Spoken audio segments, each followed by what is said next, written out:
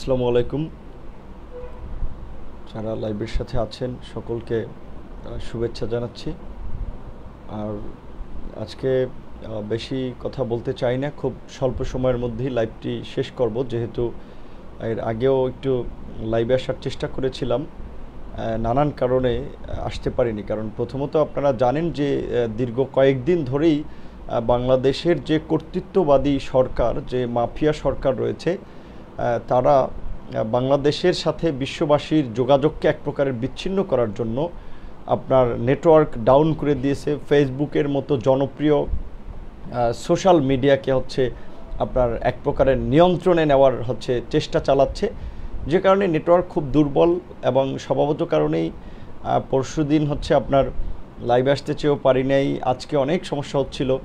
যেহেতু এখন এই মাফিয়া সরকার নাগরিকদের, মানুষের ব্যক্তিগত নজরদারির জন্য তারা নানা ধরনের প্রযুক্তি ব্যবহার করে থাকে। তো সেই ক্ষেত্রে আমার মনে হচ্ছে যে আমার বাসার আশপাশে নেটওয়ার্ক ডাউন করার কোনো ডিভাইস বসানো হয়েছে কিনা আমি জানি না, কারণ এগুলো সন্দেহ করা যেতে পারে বা এগুলো একেবারে উড়িয়ে দেওয়ার মতো না। কারণ এই মাফিয়া সরকার, এই বিনা ভোটের সরকার, এই ভারতের তাবেদারি করা গোলাম সরকার, তারা ক্ষমতায় থাকার জন্য দেশকে কোন দিকে নিয়ে যাচ্ছে সেটি আসলে একেবারে গভীর চিন্তা ভাবনা না করলে অনেকে হয়তো উপলব্ধি করতে পারবেন না। আমি আপনাদেরকে বিভিন্ন আমার বক্তব্য, বিবৃতি, লাইভের মাধ্যমে অনেক ক্ষেত্রেই আমি একটা ধারণা দেওয়ার চেষ্টা করেছি, একটা আলোচনা করার চেষ্টা করেছি যে বাংলাদেশে বর্তমানে যে সরকার ক্ষমতায় আছে, এই সরকার অর্থাৎ ক্ষমতায় যে আওয়ামী লীগ সরকার আছে, এই আওয়ামী লীগ সরকার আওয়ামী লীগের নেতা নেত্রীদের নির্দেশে চলছে না। এই আওয়ামী লীগ সরকার বিদেশি অপশক্তির নিয়ন্ত্রণে চলছে এবং বিদেশি অপশক্তি তাদেরকে যেভাবে চালাচ্ছে তারা সেভাবেই চালাচ্ছে। যে কারণে আপনার বাংলাদেশের মতো 90% মুসলিম অধ্যুষিত একটা কান্ট্রি হয়েও রাষ্ট্রীয়ভাবে এই বিনা ভোটের মাফিয়া সরকার ইসলাম বিদ্বেষী নানা ধরনের প্রোপাগান্ডা চালাচ্ছে এবং ইসলাম বিদ্বেষী নানা ধরনের অপকর্ম করে, নানা ধরনের আপনার ষড়যন্ত্র করে ইসলামকে বিতর্কিত করছে, মুসলমানদেরকে বিতর্কিত করে তুলে ধরছে। তার কয়েকটি উদাহরণ আমি অনেকগুলো আপনারা ইতিমধ্যেই জানেন, অনেক দেখেছেন, কিন্তু আমি গত কয়েকটি ঘটনাকে একটু ছোট করে বললে যে আপনি দেখেন যে ভারতের যে উগ্র সাম্প্রদায়িক হিন্দুত্ববাদী প্রধানমন্ত্রী যে নরেন্দ্র মোদীর আগমনের বিরুদ্ধে বাংলাদেশের বাম ডান সর্বমহল থেকেই একটা শান্তিপূর্ণ প্রতিবাদ এসেছিল, একটা প্রতিবাদ হয়েছে, শান্তিপূর্ণ প্রতিবাদ কর্মসূচি হয়েছে। সেখানে বামপন্থী ছাত্র সংগঠনগুলোর উপরে ঢাকা বিশ্ববিদ্যালয় সহ বিভিন্ন জায়গায় দফায় দফায় হামলা চালানো হয়েছে। আমাদের উপরে 25 তারিখ হামলা চালানো হয়েছে এবং হামলা উদ্দেশ্য প্রণোদিতভাবে, আমি আমার একাধিক লাইভে সেটি ক্লিয়ার করেছি যে আমরা সংঘর্ষ এড়াতে আমাদের কর্মসূচির কৌশল পরিবর্তন করেছিলাম, কিন্তু তারপরেও ছাত্রলীগ, যুবলীগ এবং পুলিশের যে মধ্যে যারা সরকারের সাথে খুব ওতপ্রোতভাবে কাজ করে, তারা আমাদের সাথে একটা সংঘর্ষময় পরিস্থিতি সৃষ্টি করলো এবং সেই সংঘর্ষের দায় আমাদের উপরে চাপিয়ে দেয়ার একটা অপচেষ্টা তারা করেছে এবং এখনও করে যাচ্ছে। এবং সেই অপচেষ্টার অংশ হিসেবে আপনারা জানেন যে সেই মতিঝিলের ঘটনায় আমাদের বিরুদ্ধে আপনার এ পর্যন্ত প্রায় আপনার 3-4টি মামলা হয়েছে এবং সেখানে আমাদের প্রায় আপনার প্রায় 50 জনের মতো সহযোদ্ধা আটক হয়ে বা গ্রেপ্তার হয়ে এখন তারা থানায় আছে। অনেকের কাছ থেকে মিথ্যা স্বীকারোক্তি নিয়েছে 164 ধারায়, অনেককে আপনার চোখে মুখে কাঁচা মরিচ দিয়ে নির্যাতন করেছে, অনেকের হাতের নখ সেচে দিয়েছে, অনেকের শরীরে সুই ঢুকিয়ে একটা অমানবিক নির্যাতন করেছে।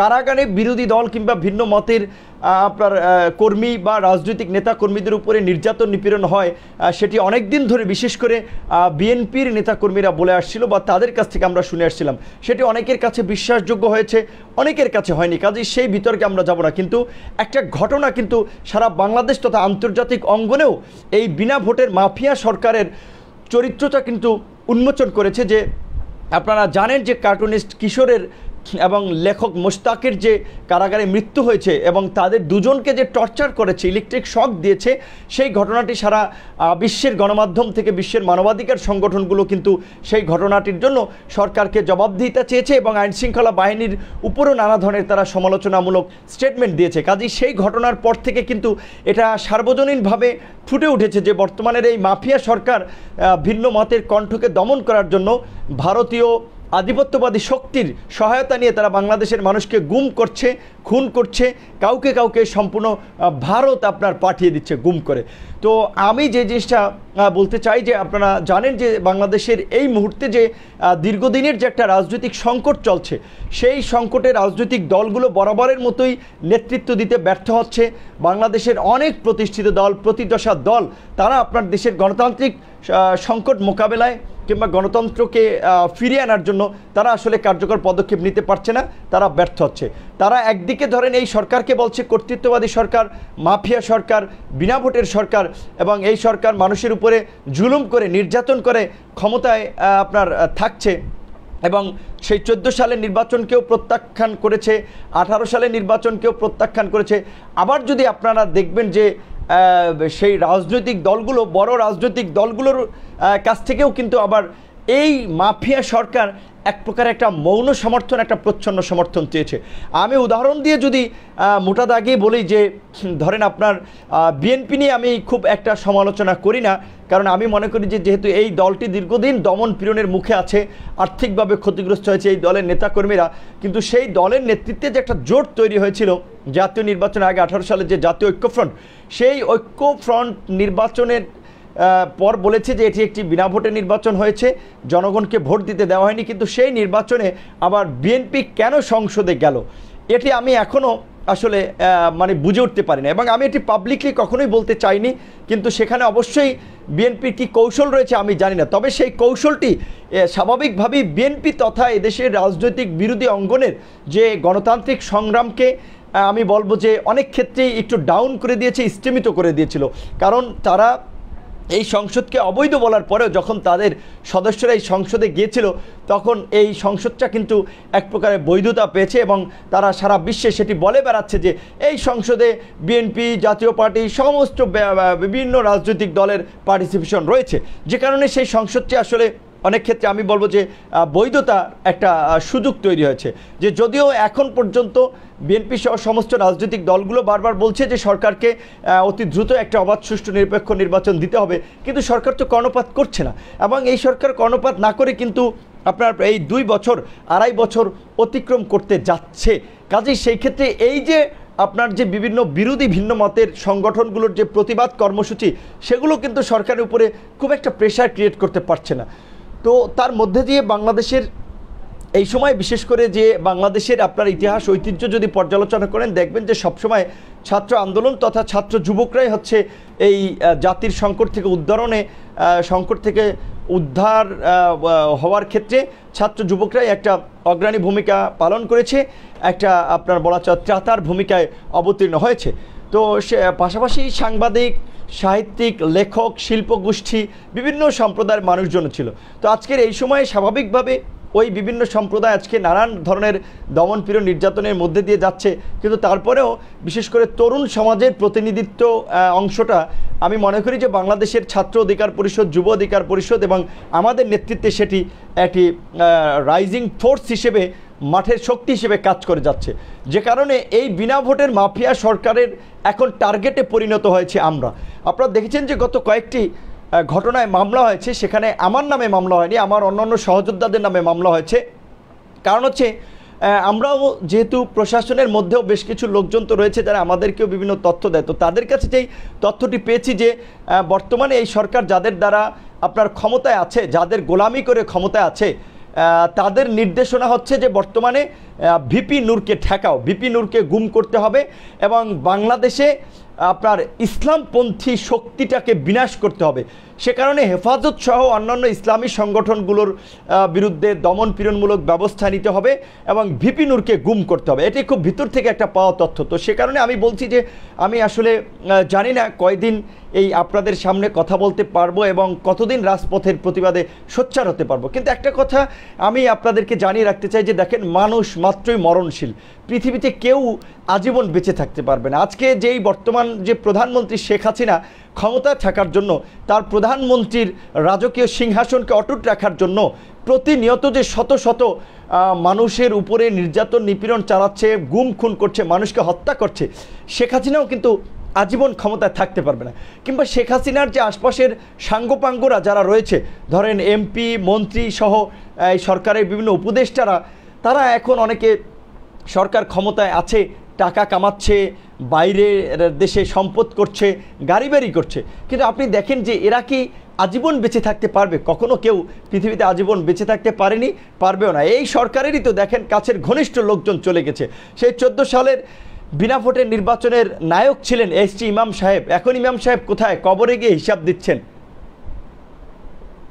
এবং শুধুমাত্র এসটি ইমাম সাহেব নয়, অসংখ্য মানুষ যারা ধরেন প্রশাসনের অনেকে যারা এই সরকারের রাজনৈতিক দুর্বৃত্তায়নকে সহযোগিতা করেছে, ভিন্ন মতের মানুষের উপরে দমন পীড়ন চালিয়ে এই বিনা ভোটের সরকারকে ক্ষমতায় রেখেছে, কিংবা ভারতের সাথে আতাত করে বাংলাদেশের স্বাধীনতা সার্বভৌমত্বকে ভুলণ্ঠিত করে ভারতের গোলামি করছে, তাদের অনেকেও কিন্তু চলে গিয়েছেন, অনেকে চাকরি থেকে রিটায়ার্ড করেছেন। কাজেই এই যে আপনার ক্ষমতার জন্য এরা করেছে, সাময়িক ক্ষমতার জন্য এরা করেছে, এরা কিন্তু কেউই চিরস্থায়ীভাবে এই পদেও থাকতে পারবেন না, সুযোগ সুবিধা ভোগও করতে পারবেন না, এবং আজীবন পৃথিবীতে বেঁচেও থাকতে পারবেন না। কাজে সেই ক্ষেত্রে বলছি, আজকে স্বাভাবিকভাবে আমাদের এখন এই মুহূর্তে যেহেতু আমরা বর্তমানে বাংলাদেশের ভারতীয় আগ্রাসন বিরোধী একটা শক্ত শক্তি, যারা সেই আপনারা দেখেছেন সেই ডাকসু নির্বাচনের পর থেকেই যখন আমরা ছাত্র তথা গণমানুষের কাছে একটা গ্রহণযোগ্য শক্তি হিসেবে বেড়ে উঠছি, তখনই কিন্তু আমরা এদেশের মানুষের, ছাত্র যুবক কৃষক শ্রমিকের অধিকার আদায়ের পাশাপাশি আমরা কিন্তু বাংলাদেশের যে ভারতীয় চলমান আধিপত্যবাদ এবং যে ভারতীয় আগ্রাসন, এর বিরুদ্ধে কিন্তু আমরা সোচ্চার প্রতিবাদ করে যাচ্ছি। যে কারণে এদেশের যারা ভারতের দালাল রয়েছে, বিশেষ করে গণমাধ্যমে, প্রশাসনে, আমরা তাদের রোষানলের শিকার হয়েছি, এবং আমরা অনেক ক্ষেত্রে গণমাধ্যমের যে ভারতের দালাল শ্রেণীটা রয়েছে, যারা এদেশে ভারতের এজেন্ডা বাস্তবায়নে কাজ করছে, তাদেরও তীর্যক সমালোচনার শিকার হয়েছি।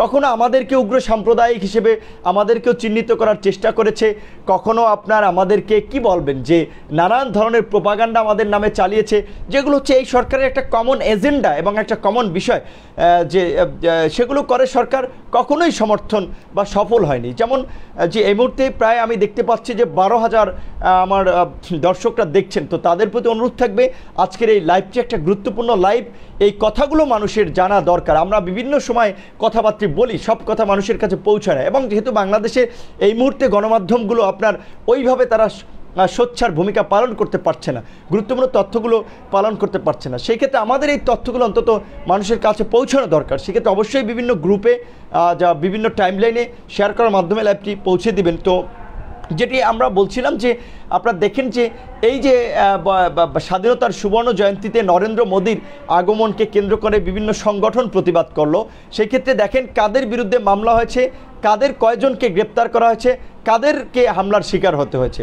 আপনারা জানেন যে ছাত্র যুব শ্রমিক অধিকার পরিষদের প্রায় অর্ধশতাধিক নেতাকর্মীকে গ্রেপ্তার করা হয়েছে, এবং আপনার প্রায় 70 জনের মতো আহত হয়েছে।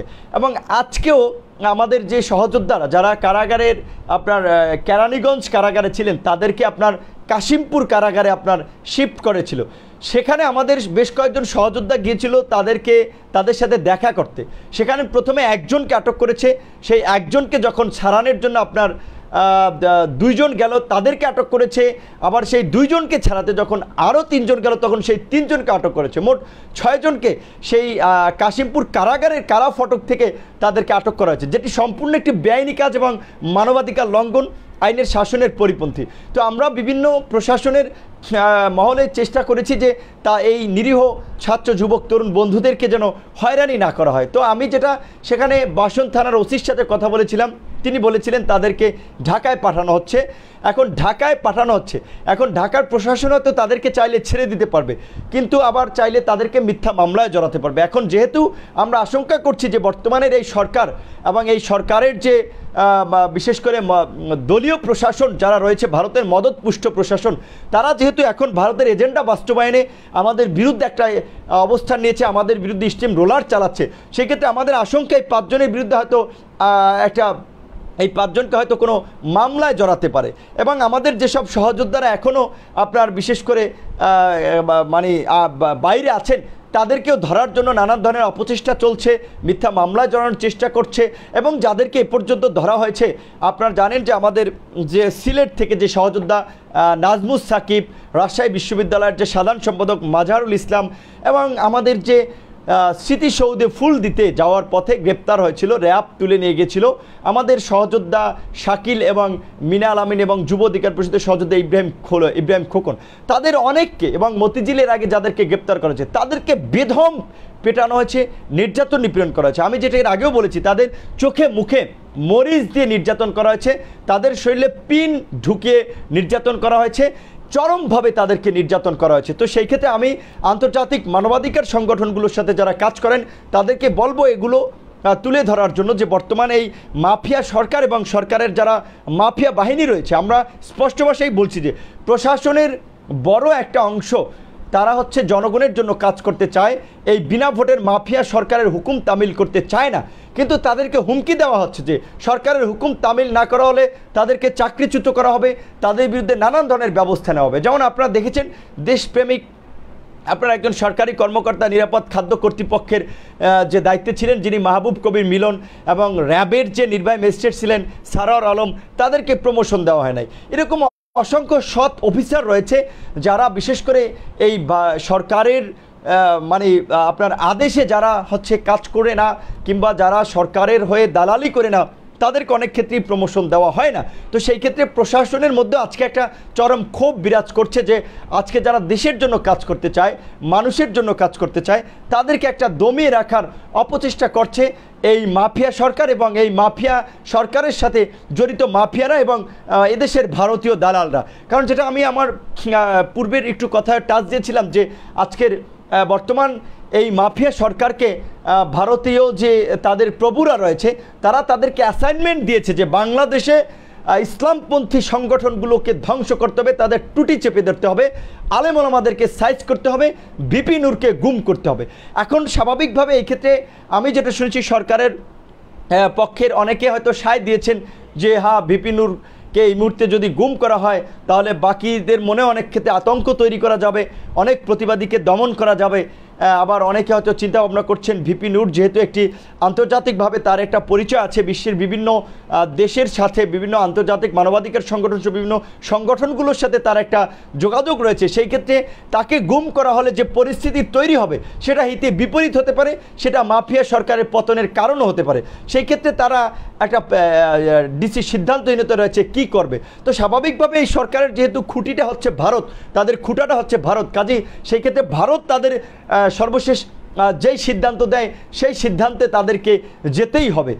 সেই ক্ষেত্রে আমরা আশঙ্কা করছি হয়তো স্বাভাবিকভাবে আমার বেশ কিছু সহযোদ্ধাদেরকে হয়রানি আরও করা হতে পারে, আমাদের উপরে আরও দমনপীড়ন চলতে পারে, যেটি ইতিমধ্যেই আমি আপনাদেরকে বলে রাখি যে সেই আপনার সেই 25শে মার্চের কর্মসূচির পর থেকে ঢাকার মফস্বলে যারা বিভিন্ন জেলা উপজেলায় আমাদের সহযোদ্ধা রয়েছে, তাদের অনেককে বাড়ি বাড়িতে গিয়ে পুলিশ দিয়ে হুমকি দিচ্ছে, সিভিল পোশাকে প্রশাসনের লোক পরিচয়ে তাদেরকে হুমকি দিচ্ছে। বেশ কয়েকজনকে তুলে নিয়ে গিয়েছিল এবং তাদেরকে টাকা পয়সা নিয়ে তাদেরকে ছেড়েছে এবং তাদেরকে হুমকি দিয়েছে তারা যেন ছাত্র যুব শ্রমিক অধিকার পরিষদের সাথে যুক্ত না থাকে, ভিপি নূরের সাথে যেন কাজ না করে। তো আমি আমার ছাত্র যুবক শ্রমিক অধিকার পরিষদের সংগ্রামী সহযোদ্ধা এবং বিপ্লবী নেতাকর্মীদের সহ দেশের গণতন্ত্রকামী মুক্তিকামী মানুষকে একটা মেসেজ দিতে চাই যে যেটি আসলে আপনারা যদি মিয়ানমারের পরিস্থিতি থেকে যদি শিক্ষা না নেন তাহলে এই জাতিকে সামনের দিকে চরম খেসারত দিতে হবে আসলে। কারণ আপনারা দেখেন যে মিয়ানমারে হচ্ছেটা কি, সেখানে একমাত্র চীন তাদেরকে সমর্থন দিচ্ছে, এই যে জান্তা সরকারকে, এবং অন্য সমস্ত শক্তিগুলো বলা চলে যে চীনের বিরুদ্ধে। বা এই যে চীনের যে আপনার চীন যে মিয়ানমারের সামরিক জান্তা সরকারকে সমর্থন দিচ্ছে এবং সেখানের গণতন্ত্রকামী মানুষের উপরে দমন পীড়ন চালাচ্ছে, সেখানে প্রতিনিয়ত অ্যাভারেজ প্রায় শত শত মানুষ মারা যাচ্ছে, কিন্তু বিশ্ব সম্প্রদায় বা বিশ্ব মোড়লরা কিছু করতে পারছে না।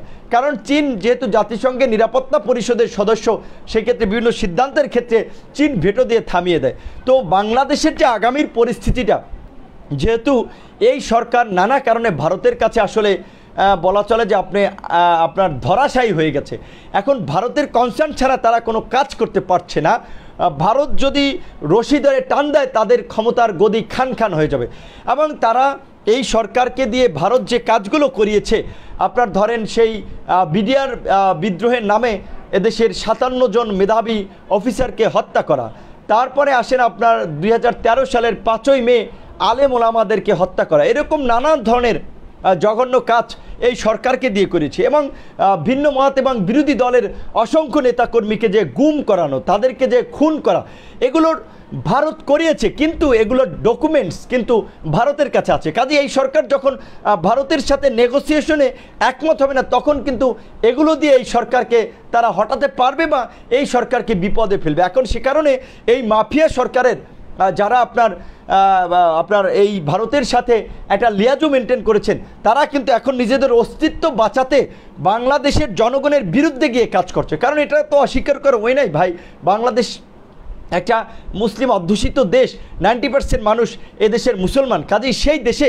এই সরকার যে ধরনের কাজ করছে, আপনারা দেখেন যে বাইতুল মোকাররমের মতো একটা জায়গা, আমাদের একটা আবেগ অনুভূতির জায়গা, সেই মসজিদে তাণ্ডব যে চালিয়েছে, চট্টগ্রামের হাটহাজারী, ব্রাহ্মণবাড়িয়া সহ বিভিন্ন মাদ্রাসায় যে তাণ্ডব চালিয়েছে, সেটি কেন চালিয়েছে? কারণ এগুলো ভারতের পরিকল্পনা এবং মোদিকে খুশি করার জন্য তারা এই কাজগুলো করেছে যে আমরা হতে পারি মুসলিম কান্ট্রির একটা দেশ, হতে পারি মুসলিম অধ্যুষিত দেশ, কিন্তু মোদি বাবা আমরা তুমি যা বলবা তোমার জন্য জীবন যৌবন দিয়ে দিতে রাজি। তো সে কারণেই এই সরকার বাংলাদেশের স্বাধীনতার সুবর্ণ জয়ন্তীকে রক্তাক্ত করেছিল। এবং আপনারা যদি কিছু কিছু ঘটনা আপনারা বিশ্লেষণ করেন, যে বাইতুল মোকাররমে 26শে মার্চ কিন্তু কোনো সংগঠনের কর্মসূচি ছিল না। 25শে মার্চ আমরা কর্মসূচি পালন করেছিলাম।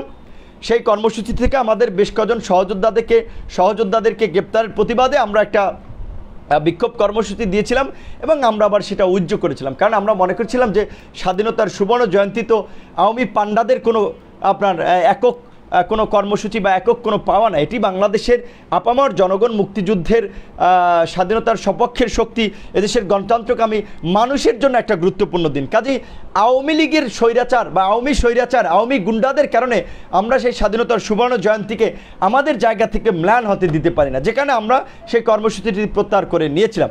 কিন্তু আপনারা যদি দেখেন সেদিন বাইতুল মোকাররমে যে ঘটনার সূত্রপাত হয়েছিল, যে মুসল্লিরা নামাজ পড়ার পরে সালাম ফিরানোর আকাক দিয়েই ছাত্রলীগ যুবলীগের গুন্ডারা জয় বাংলা স্লোগান দিয়ে তারা তাণ্ডব চালাতে শুরু করলো।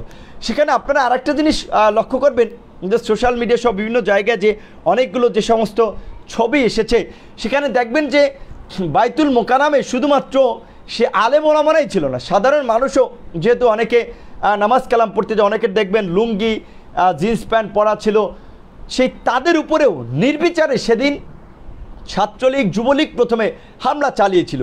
যখন সেই হামলায় ছাত্রলীগ যুবলীগ পেরে ওঠেনি, তখন কিন্তু রাজধানীর বিভিন্ন পয়েন্ট থেকে পুলিশ গিয়ে সেখানে যোগদান করেছিল। এবং আপনারা দেখবেন যে বিভিন্ন দেয়ালের আপনার ছোট ছোট ছিদ্রকে কেন্দ্র করে ওখান দিয়ে গুলি করেছিল মানুষের উপরে নির্বিচারে।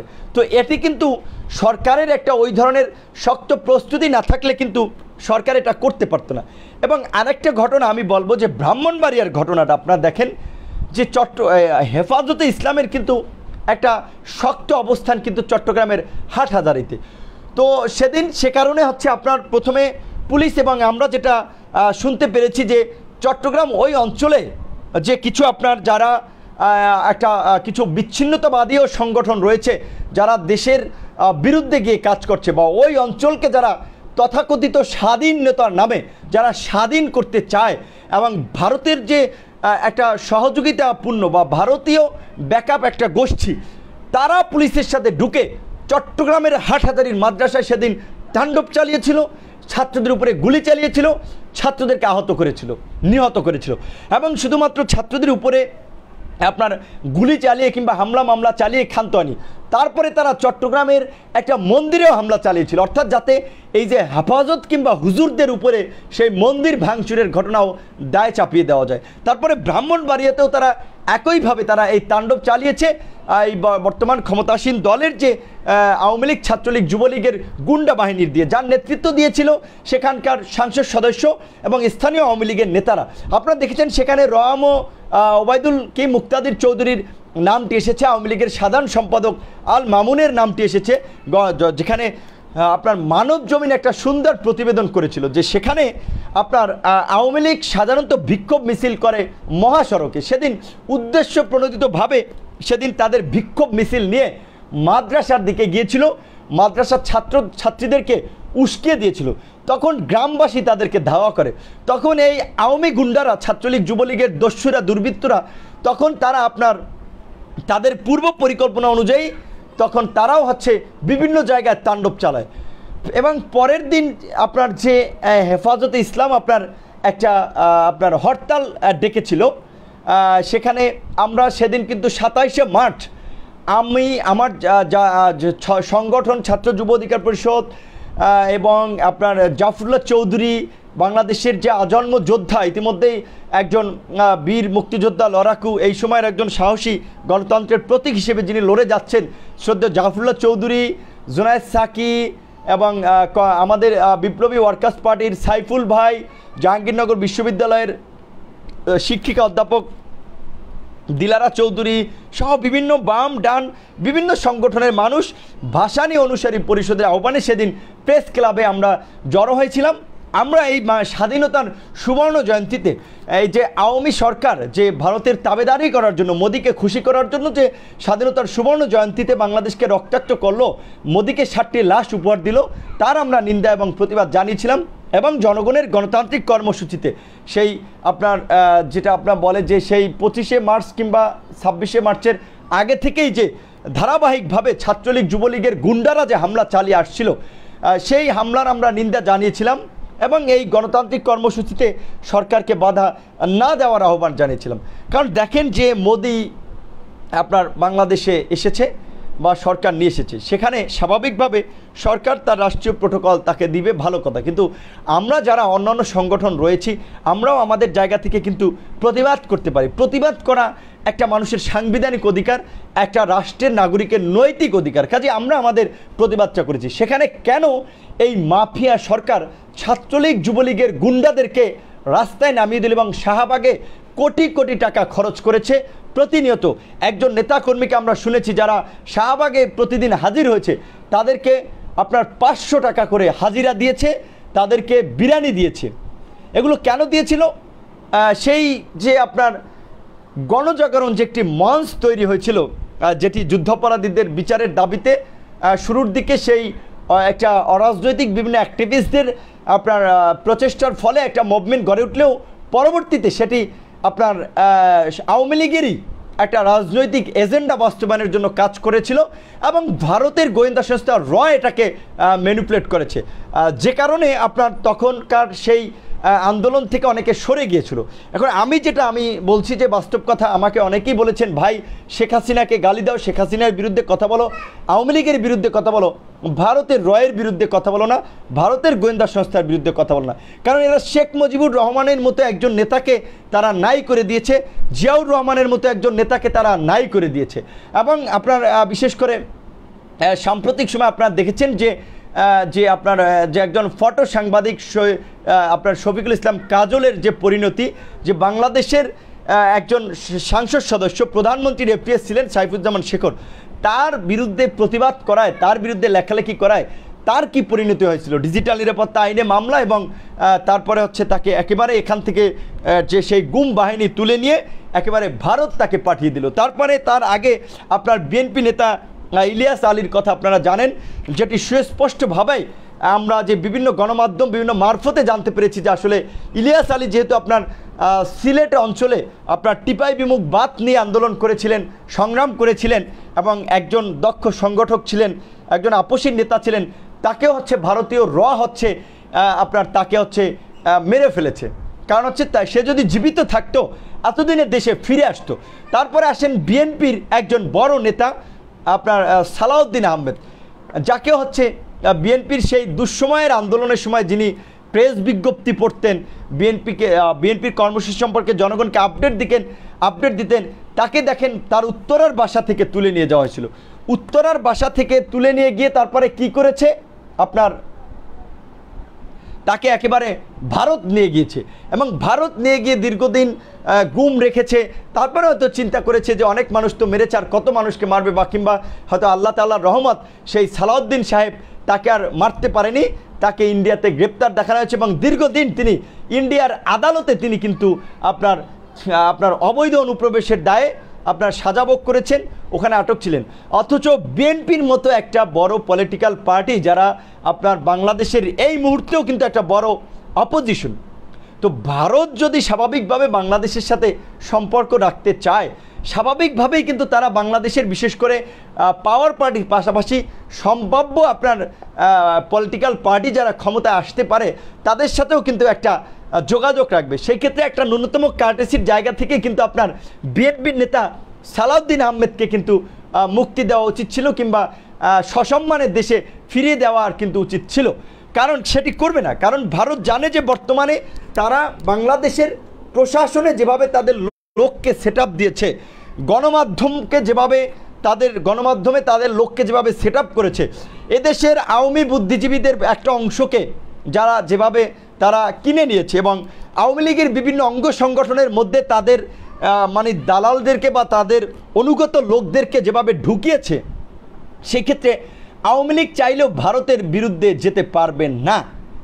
সে কারণে তারা মনে করছে যে আওয়ামী লীগকে দিয়েই হচ্ছে বাংলাদেশে একটা একদলীয় শাসন ব্যবস্থা কায়েম করা এবং সেই ৭৫-এ যে আমাদের মরহুম নেতা, জাতীয় নেতা বঙ্গবন্ধু শেখ মুজিবুর রহমান যে বাকশাল ঘোষণা দিয়েছিলেন, যদিও আমি ব্যক্তিগতভাবে সেই বাকশালকে সমর্থন করি না, কিংবা সেই বাকশালকে সমর্থন করার কোনো প্রশ্নই ওঠে না, কিন্তু তারপরেও আমি মনে করি যে বঙ্গবন্ধু বাংলাদেশের স্বাধীনতা যুদ্ধের একজন অন্যতম সংগ্রামী মহানায়ক ছিলেন। ওই সময় দেশ বিদেশের নানা ষড়যন্ত্র তিনি বুঝতে পেরেছিলেন, দেশের মধ্যে একটা টালমাটাল পরিস্থিতি বিরাজমান ছিল। সেই ক্ষেত্রে তিনি বাকশাল হয়তো কোন দিক থেকে কী জন্য করতে চেয়েছিলেন সেটির একটা বিশ্লেষণ হতে পারে এবং সেটির পক্ষে বিপক্ষে যুক্তি হতে পারে। তবে কোনো মতেই একজন ব্যক্তি বাংলাদেশের ক্ষমতাকে কুক্ষিগত করবে, রাষ্ট্র চালাবে, সমস্ত রাজনৈতিক দলগুলোকে বিলুপ্তি করে, এটা মেনে নেওয়ার মতো না। তো যেহেতু বঙ্গবন্ধু শেখ মুজিবুর রহমান সে সময় বাকশাল করতে ব্যর্থ হয়েছিলেন এবং বিশেষ করে একটা নির্মম হত্যাকাণ্ডের মধ্যে দিয়ে তাকে হত্যাকাণ্ডের শিকার হতে হয়েছে, যদিও বাকশালকে আমরা সমর্থন করি না, কিন্তু তাই বলে বঙ্গবন্ধুর হত্যাকাণ্ডকে কখনোই মেনে নেওয়ার মতো না এবং আমরা মেনে নেই না। কারণ বঙ্গবন্ধুর হত্যাকাণ্ড যদি না ঘটতো, বাস্তবিক অর্থেই হয়তো জিয়াউর রহমানের হত্যাকাণ্ড ঘটতো না, হয়তো বাংলাদেশে এইভাবে বিদেশি অপশক্তির কোনো ব্যাকআপের রাজনৈতিক দল বাংলাদেশের রাজনৈতিক ক্ষমতায় থাকার দুঃসাহস দেখাতো না। কাজেই সেই ক্ষেত্রে আমার মনে হয় বর্তমানে যে আওয়ামী লীগ, তারা হচ্ছে বিশেষ করে আজকে একটা অঘোষিত বাকশাল বাংলাদেশে কায়েম করতে যাচ্ছে বা কায়েম করেছে ভারতের একেবারে স্পষ্ট সমর্থনে। কারণ সেই ২০১৪ সালের যে নির্বাচনটি ছিল, সেই নির্বাচনটি দেশ বিদেশে ওইভাবে আপনার গ্রহণযোগ্য না হলেও কিন্তু আপনারা দেখেন যে সেই সময় ২০১৫ সালে ভারতের এই উগ্র হিন্দুত্ববাদী সাম্প্রদায়িক নেতা মোদি কিন্তু বাংলাদেশে এসেছিল, যে কারণে তারা যখন সেই ২০১৪ সালের ভোটারবিহীন নির্বাচনকে আপনার এই মোদিরা আপনার মেনে নিয়েছিল, মোদিরা সহায়তা করেছিল, সেই কৃতজ্ঞতার আপনার বলা চলে যে আপনার দান হিসেবেই কিন্তু বাংলাদেশ নানা ধরনের বাংলাদেশের স্বাধীনতা সার্বভৌমত্বের ঝুঁকি হওয়া সত্ত্বেও বাংলাদেশের গুরুত্বপূর্ণ বিভিন্ন প্রকল্পগুলোতে ভারতের বলা চলে যে আপনার দাদাগিরি করতে দিয়েছে, ভারতকে অ্যাক্সেস দিয়েছে, বাংলাদেশের নিরাপত্তার মতো গুরুত্বপূর্ণ সেন্সিটিভ ইস্যুতেও ভারতকে অ্যাক্সেস দিয়েছে, যে কারণে প্রশাসনের ঊর্ধ্বতন কর্তৃপক্ষের একটা বড় অংশের মধ্যে চরম ক্ষোভ রয়েছে। যে আমি যেটা এর আগেরও বিভিন্ন লাইভেও বলেছি যে আজকে প্রশাসনের মধ্যে গুটি কয়েক লোক তারা হচ্ছে এই মাফিয়া সরকারের সাথে রয়েছে কিংবা ভারতের দালালি করছে। বড় একটা অংশ তারা চাচ্ছে যে এই বিনা ভোটের মাফিয়া সরকারের পতন ঘটুক, ভারতীয় আধিপত্যবাদ থেকে বাংলাদেশ মুক্ত থাকুক। আপনারা দেখেছেন যে বাংলাদেশে যারাই ভারতীয় আধিপত্যবাদের বিরুদ্ধে প্রতিবাদ করেছে, এই বিনা ভোটের মাফিয়া সরকারের বিরুদ্ধে কথা বলছে, সংগ্রাম করছে, তাদের অনেকেই ইতিমধ্যে গুম হয়েছেন, খুন হয়েছেন। কাজেই সেই ক্ষেত্রে আমার বিভিন্ন জায়গা থেকে যে তথ্যগুলো পাচ্ছি, সেই ক্ষেত্রে আমিও আশঙ্কা বোধ করছি হয়তো যে কোনো সময় গুম হয়ে যেতে পারে, গুম করা হতে পারে বা আমাকে হত্যাও করা হতে পারে। কিন্তু সেই ক্ষেত্রে আমি ইতিমধ্যেই বলেছি যে জিনিসটি যে দেখেন, মানুষ আজীবন পৃথিবীতে বেঁচে থাকতে পারবে না, চাইলেও বেঁচে থাকতে পারবে না। এই যে হাজার হাজার লক্ষ লক্ষ কোটি কোটি টাকার সম্পদ করবেন, এই সম্পদ তার সাথে কবরে যাবে না। কাজেই দয়া করে আপনাদের প্রতি এই মুহূর্তে একটাই অনুরোধ থাকবে যে বাংলাদেশের মানুষকে বাঁচান, বাংলাদেশের স্বাধীনতা সার্বভৌমত্বকে বাঁচান। বাংলাদেশের এই মুহূর্তে গণতান্ত্রিক শক্তিগুলোর ঐক্যবদ্ধ হওয়া প্রয়োজন। বিশেষ করে হ্যাঁ, আরেকটি কথা, আপনার যারা অনেকক্ষণ লাইভে ছিলেন, আমি জানি না আসলে কতক্ষণ কোন লাইভে আসতে পারে, কতক্ষণ কথা বলতে পারে, প্রতিবাদ করতে পারে, সেই ক্ষেত্রে অবশ্যই যারা লাইভের সাথে আছেন তাদের প্রতি সবিনয় অনুরোধ থাকবে যে লাইভটি শেয়ার করার মাধ্যমে কিংবা ডাউনলোড করার মাধ্যমে ইউটিউব, ফেসবুকে আপনারা ছড়িয়ে দেবেন। বিশেষ করে এই মুহূর্তে যারা আছেন তারা একটু শেয়ার করলেই বোধহয় অনেক মানুষ দেখতে পারবে। এবং আরেকটি কথা, ইতিমধ্যেই অনেকে প্রশ্ন তুলেছেন, অনেকে আপনার কথাও বলেছেন, সেই ক্ষেত্রে আমি এই বিষয়টা একটু ক্লিয়ার করতে চাই যে আপনারা যে জানেন যে গত কয়েকটি মুভমেন্টের থেকে আমাদের যে সেই অর্ধশতাধিক সহযোদ্ধা কারাগারে রয়েছে, তাদের আসলে অনেকে ছোটোখাটো একটা চাকরির সাথে আপনার নিয়োজিত ছিল। অনেকের ফ্যামিলি আপনার এমন অবস্থা, কারো পরিবার হসপিটালে ছিল, তারপরে হচ্ছে এমন অবস্থা যে অনেকে আপনার এই যে আহত হয়েছে যারা, তাদেরও চিকিৎসা আপনার কয়েকজনের আছে যে একটু মোটামুটি দীর্ঘমেয়াদে একটা চিকিৎসার প্রয়োজন। সেই ক্ষেত্রে স্বাভাবিকভাবে আমাদের যে রাজনৈতিক কার্যক্রম সেগুলো আমরা এ পর্যন্ত পরিচালনা করে আসছিলাম যে গণমানুষের সহযোগিতা এবং গণমানুষের আপনার সমর্থনে। তো সেই ক্ষেত্রে স্বাভাবিকভাবে এখন আমরা একটা চরম ক্রান্তিকাল পার করছি, সাংগঠনিক কার্যক্রম পরিচালনার জন্য আমরা হিমশিম খাচ্ছি। সে কারণে আমরা একটা গণফান্ড সংগ্রহের জন্য আমরা একটা বিজ্ঞপ্তি দিয়েছি, যেটি এর আগেও আমরা আপনারা দেখেছেন যে গণফান্ড সংগ্রহ করেছিলাম এবং সেই গণফান্ডের সংগৃহীত টাকা দিয়েই আমরা একটা অফিস নিয়েছিলাম আপনার এখনও সেই পল্টনে, এবং সেই অফিসের পিছে আমরা খরচ করেছি এবং সাংগঠনিক আনুষঙ্গিক কার্যক্রমে আমরা ব্যয় করেছি। তো সেই ক্ষেত্রে বর্তমান পরিস্থিতিতে এই আটককৃত সহযোদ্ধাদের জেলখানায় একটু ভালোভাবে থাকা খাওয়ার সুব্যবস্থা এবং আপনার আমাদের এই সহযোদ্ধাদের যারা পরিবার একটু খুব বিপদ আছে তাদেরকে একটু সাপোর্ট দেওয়া এবং সার্বিকভাবে সাংগঠনিক কার্যক্রম পরিচালনার জন্য আমরা আপনার একটা গণ ফান্ড সংগ্রহের একটা বিজ্ঞপ্তি দিয়েছি এবং সেখানে আমরা আপনার বেশ কয়েকটি বিকাশ, বেশ কয়েকটি দুটো রকেট নাম্বার এবং একটা ব্যাংক অ্যাকাউন্ট নাম্বারও দিয়েছি। আমি যদি আপনাদেরকে একটু লাইভে বিকাশ নাম্বারগুলো একটু বলি, যেমন একটা বিকাশ নাম্বার হচ্ছে 013015815000। পরবর্তী আরেকটি বিকাশ নাম্বার হচ্ছে 01852309124। আরেকটা বিকাশ নাম্বার হচ্ছে 01680754282। এই তিনটা হচ্ছে আমাদের বিকাশ নাম্বার এবং দুটো রকেট নাম্বার হচ্ছে 01724005677। আরেকটা রকেট নাম্বার হচ্ছে 0181960361143। এই দুটো হচ্ছে আমাদের রকেট নাম্বার এবং আরেকটা নগদ নাম্বার হচ্ছে 01819603614। আর ব্যাংক অ্যাকাউন্ট হচ্ছে আমাদের MD Shahidul Islam Fahim, account number হচ্ছে 172105048 এটা ডাচ বাংলা ব্যাংকের একটা অ্যাকাউন্ট, ব্রাঞ্চ হচ্ছে দিনাজপুর। এই কয়েকটি ছিল আমাদের আপনার গণফান্ড সংগ্রহের জন্য যে অ্যাকাউন্টগুলো। এবং আমরা আরেকটি বিষয় এনশিওর করার জন্য আমরা কাজ করছি যে আপনারা অনেকে ফেসবুকে আবার আমাদের বিজ্ঞপ্তিগুলো এডিট করে অনেকে পোস্ট করে ছড়িয়ে দেয়, সেই ক্ষেত্রে আমরা দুটো নাম্বার নিশ্চিত হওয়ার জন্য দিয়েছি যে টাকা পাঠাবেন উপরের নাম্বারগুলোতে, কিন্তু নিশ্চিত হওয়ার জন্য এই নাম্বারগুলোতে কল দেবেন যে আপনার টাকাটি এখানে এসেছে কিনা কিংবা আমাদের কেন্দ্রীয় ফান্ডে জমা হয়েছে কিনা। আমাদের কেন্দ্রীয় যুগ্ম আহ্বায়ক ছাত্র অধিকার পরিষদের শহীদুল ইসলাম ফাহিমের নাম্বার একটা দিয়েছি নিশ্চিত হওয়ার জন্য যে 01750532247।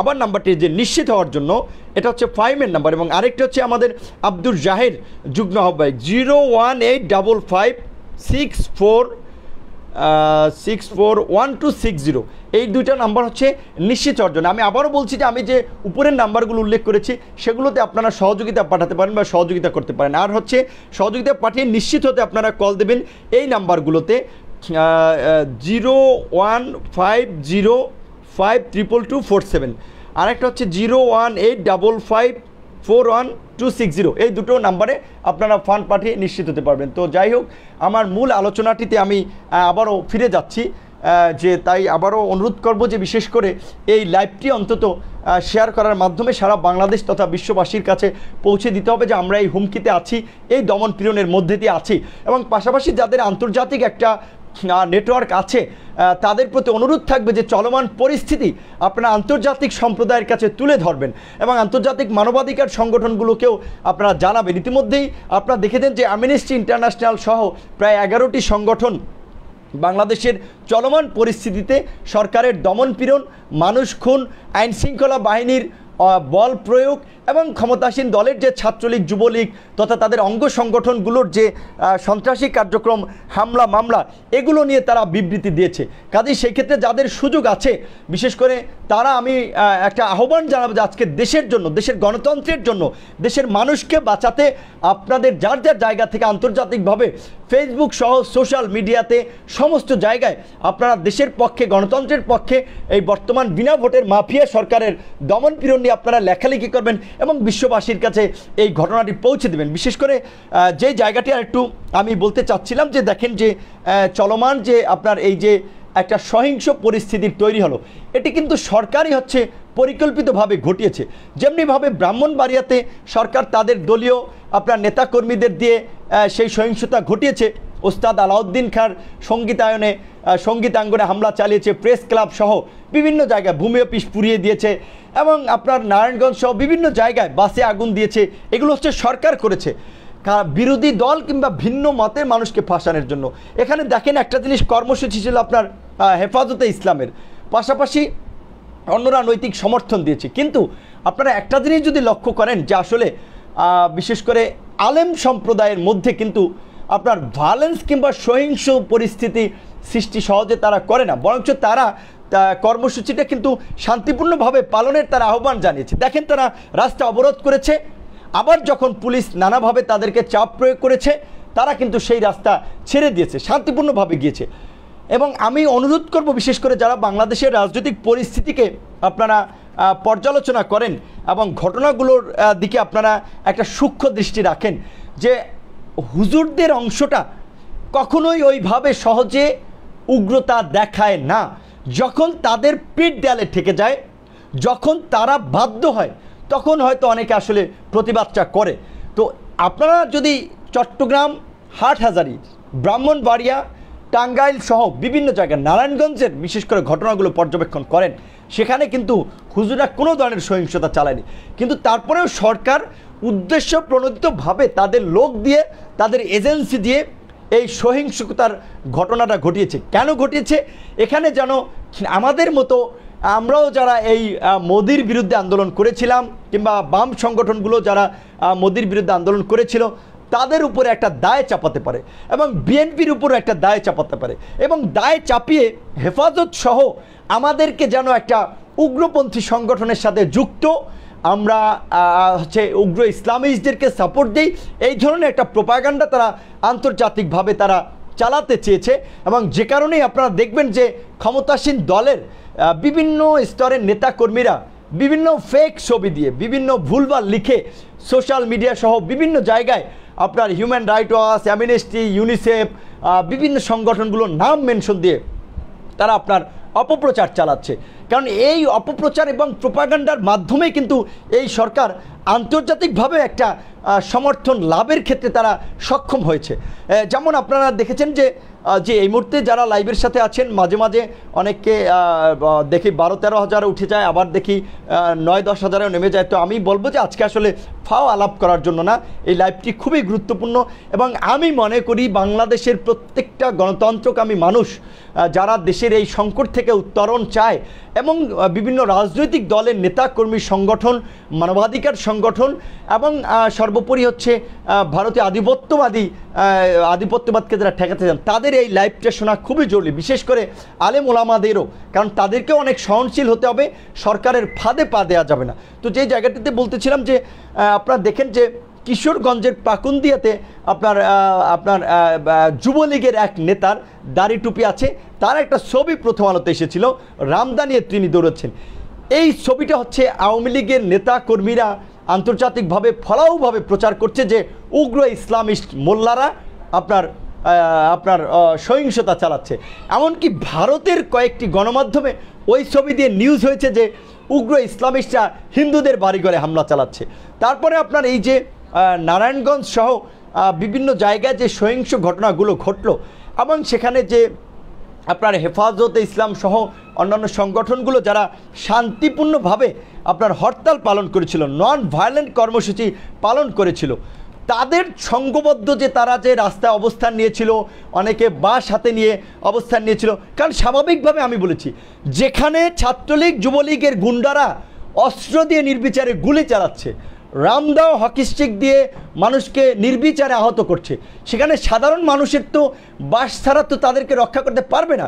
কাজে সেই ক্ষেত্রে অবশ্যই আমি বলছি যে স্বাভাবিকভাবে আমরা যখন আন্তর্জাতিক সম্প্রদায়ের সাথে মিটিং করি তখন আন্তর্জাতিক সম্প্রদায় আমাদেরকে বারবার বলে যে নন ভায়োলেন্স কর্মসূচি পালন করার জন্য, ভায়োলেন্স ফ্রি থাকার জন্য, কিন্তু আমরাও তাদেরকেও এটা বলি এবং সেই ক্ষেত্রে আবারও আন্তর্জাতিক সংগঠনগুলোর সাথে যারা কাজ করেন তাদেরকে বলবে এই ব্যাখ্যাটি আপনারা দেবেন, যেখানে ছাত্রলীগ যুবলীগের এই যে গুন্ডারা তারা যে তাণ্ডব চালায়, খালি হাতে গেলে তো আমাদেরকে লাশ হতে হবে। যেমনভাবে এই মোদি বিরোধী কর্মসূচিতে 20টি লাশ হয়েছে, প্রায় 1000 খানেক মানুষ আহত হয়েছে, কাজে তাদেরকে প্রতিরোধ করার জন্য অন্তত বাঁশের লাঠি নিয়ে নামা ছাড়া কোনো গতি নেই।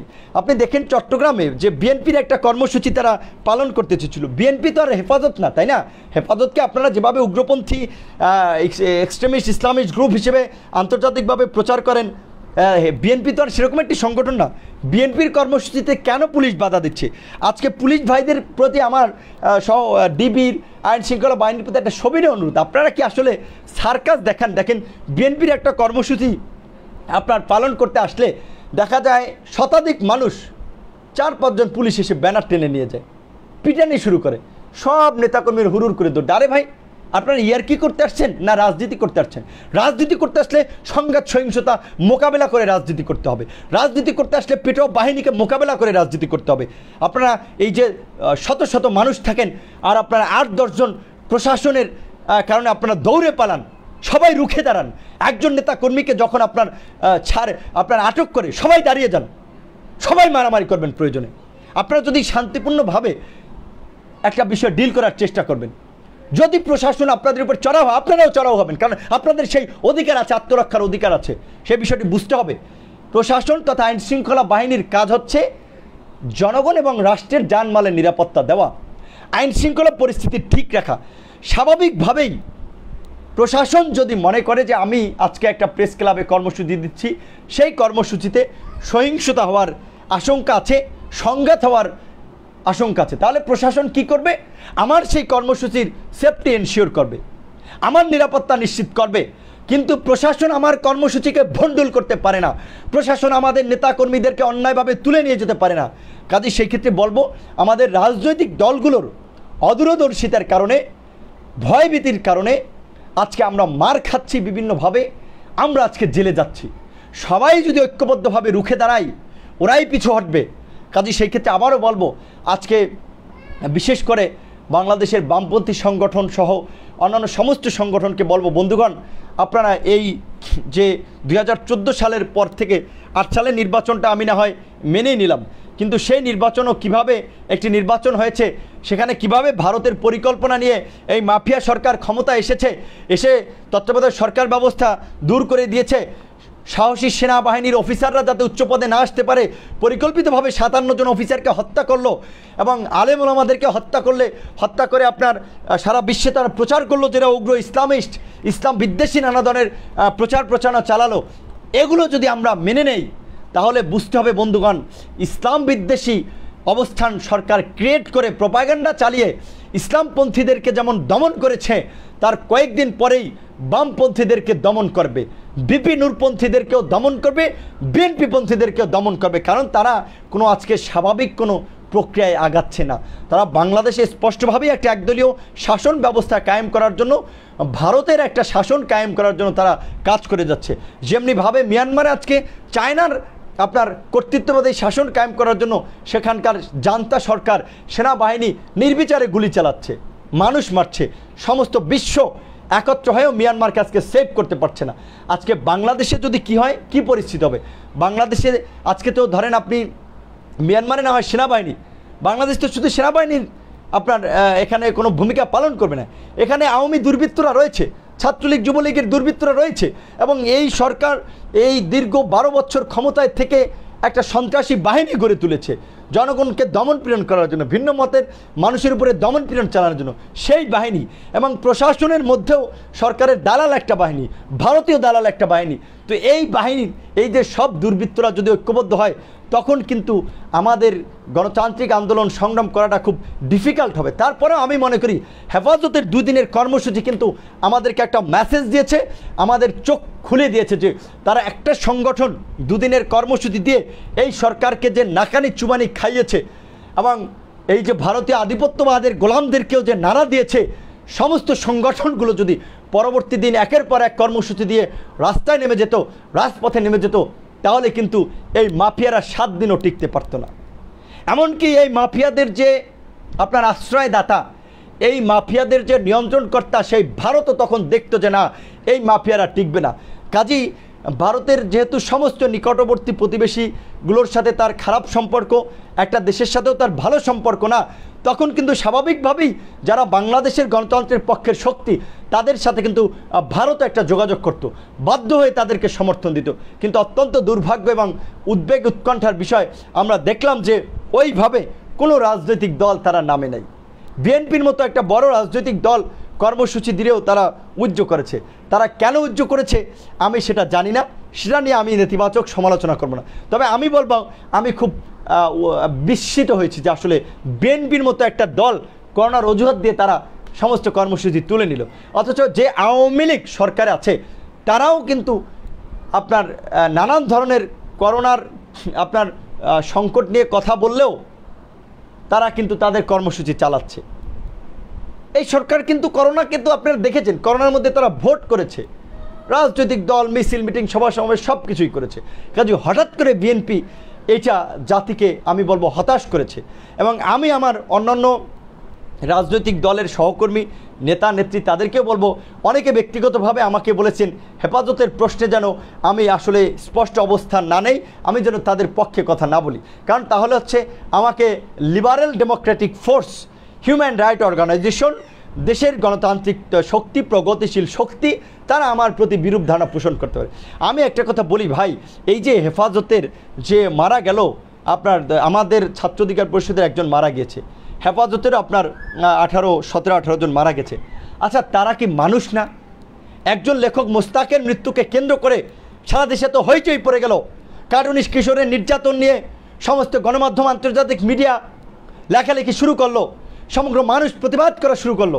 আজকে যে শত শত মানুষকে এই মোদি বিরোধী আন্দোলন করার কারণে কারাগারে গিয়ে নির্যাতন করছে, তাদের আঙ্গুল ছেঁচে দিচ্ছে, চোখে মুখে মরিচ দিয়ে নির্যাতন করছে, অন্যায়ভাবে তাদেরকে কারাগারে প্রেরণ করছে, এতগুলো মানুষকে হত্যা করলো।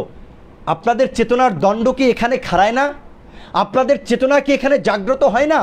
যদি আপনাদের বিবেক না দেয়, তাহলে বলবো আপনারা মানুষ না, আপনারা অমানুষ। আপনারা এই আওয়ামী দুর্বৃত্তদেরই একটা সহযোগী সংগঠন, আপনারা এই আওয়ামী দুর্বৃত্তদেরই সহযোগী।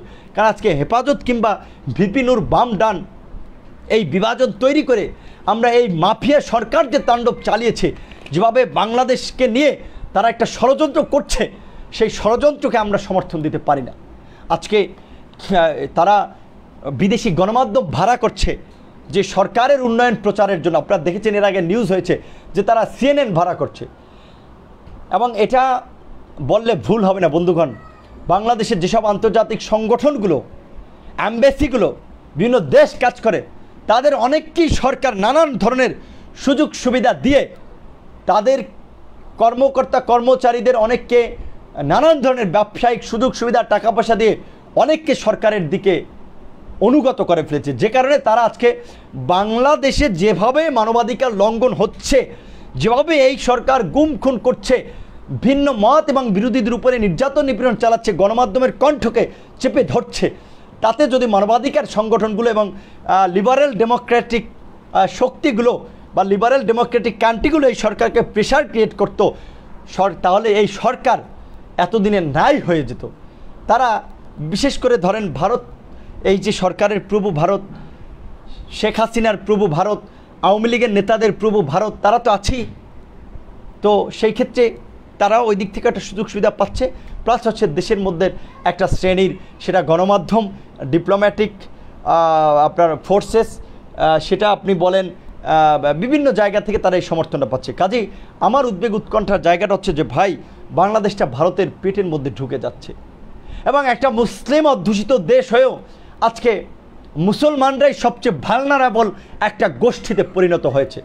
আজকে দাড়ি টুপিওয়ালাদেরকে জঙ্গি হিসেবে উপস্থাপন করা হচ্ছে, উগ্র ইসলামিস্ট টেরোরিস্ট হিসেবে উপস্থাপন করা হচ্ছে। আপনাদের কি মনে হয় যে আসলে বাংলাদেশে জঙ্গিবাদের আদৌ কোনো অস্তিত্ব রয়েছে?